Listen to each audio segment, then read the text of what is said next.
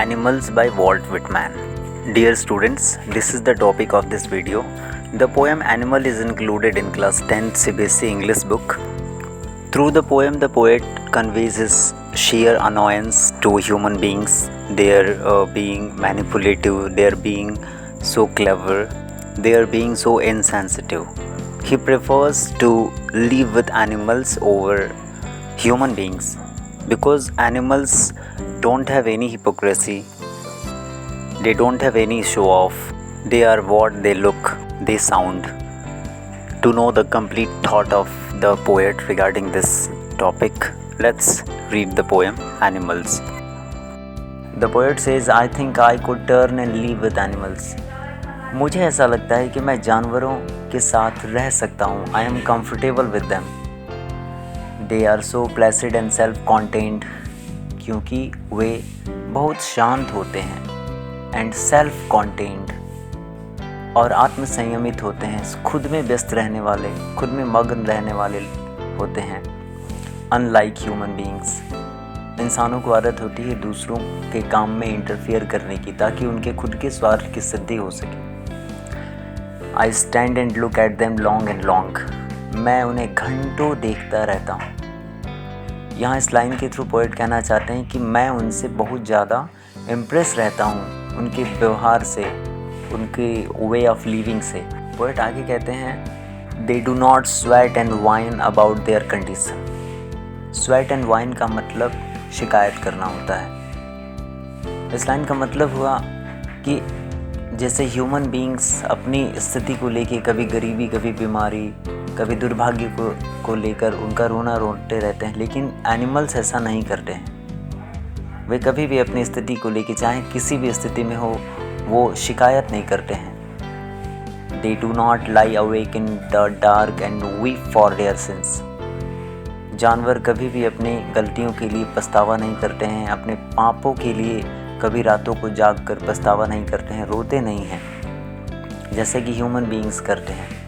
Human beings के अंदर पछतावा वाली फीलिंग होती है, और कभी गलती करने के बाद अगर उन्हें एहसास होता है तो वे अपनी गलतियों के लिए रिग्रेट करते हैं. They do not make mistake discussing their duty to God.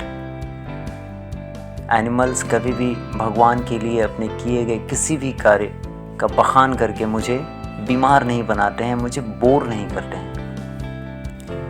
Friends, human beings की ये आदत होती है कि जब भी वो कोई अच्छा काम करते हैं, चाहे वो गॉड के लिए ही क्यों ना हो, पुण्य कमाने के लिए ही क्यों ना हो, वो उसे सबसे बखान करते रहते हैं ताकि उन्हें अटेंशन सीख हो सके, अटेंशन मिल सके, लोग उनका गुणगान कर सकें, प्रशंसा कर सकें.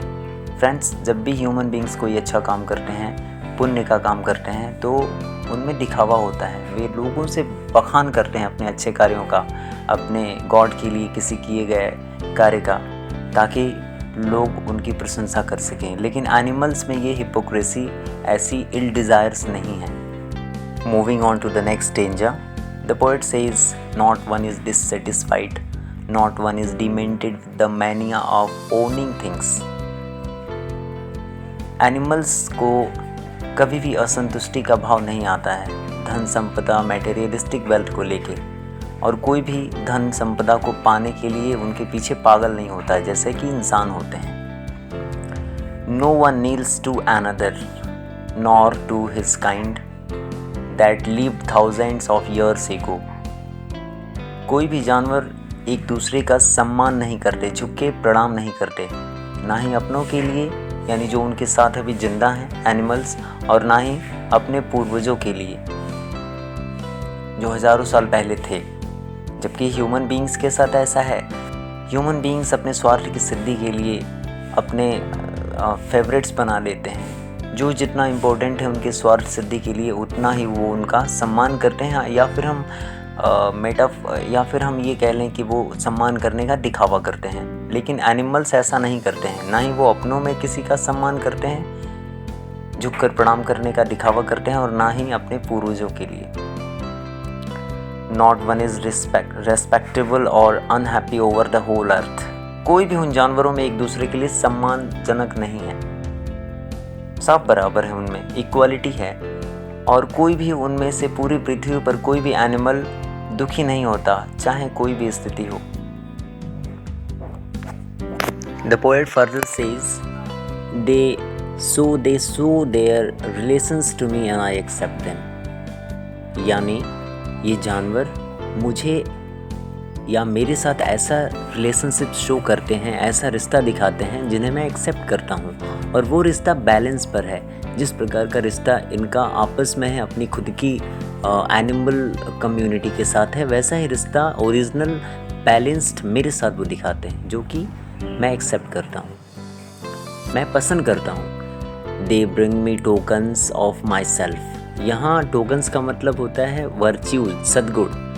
जैसे कोई भी अच्छे गुण ले लीजिए, दया का, दान का, ये सारी चीज़ें। अब वो सारे अच्छे गुण ये एनिमल्स में दिखते हैं। They bring me tokens of myself, they evince them plainly in their possessions. Possessions यानी अधिकार, एविंस मीन्स दिखाना, शो करना। और वही सारे गुण जो ह्यूमन बीइंग्स के पहले कभी हुआ करते थे, अब ये इनके अंदर दिखाई देता है, वे शो करते हैं। I wonder where they get those tokens. Tokens means again qualities. मुझे आश्चर्य होता है कि इनको ये क्वालिटीज़ कहाँ से मिली। फिर पोएट यहाँ पे कहते हैं, did I pass that way. यहाँ आई का मतलब सिर्फ मैं नहीं है, यहाँ आई इंगित करता है सारे ह्यूमन बीइंग्स को, जो पहले आज की तुलना की ह्यूमन बीइंग से काफ़ी अच्छा था, लेकिन अब वो अच्छा नहीं है। Did I pass that way use times ago and negligently drop them. यहाँ आई से मतलब सारे ह्यूमन बीइंग्स है। पोएट यहाँ कहना चाहते हैं कि शायद ह्यूमन बीइंग्स बहुत समय पहले अपने जिन गुणों के कारण वो जाना जाता था, सम्मानित किया जाता था, उसको कहीं लापरवाही पूर्वक छोड़ आया, और वही सारे गुण इन एनिमल्स को मिल गए जो ये अपने अंदर दिखाते हैं। तो finally we have come to an end of the chapter. Friends, poem में पोएट कहना चाहते हैं कि ह्यूमन बीइंग्स पहले जैसे अच्छा, लॉयल, ऑनेस्ट नहीं रह गया है, जबकि एनिमल्स शुरू से ही अच्छे थे, लॉयल थे, आज भी वो ऐसे ही है। और ही prefers to stay with animals to human beings. I hope आपको पोएम समझ में आई होगी, तो लगे हाथ सब्सक्राइब भी कर लीजिए। Thanks for watching.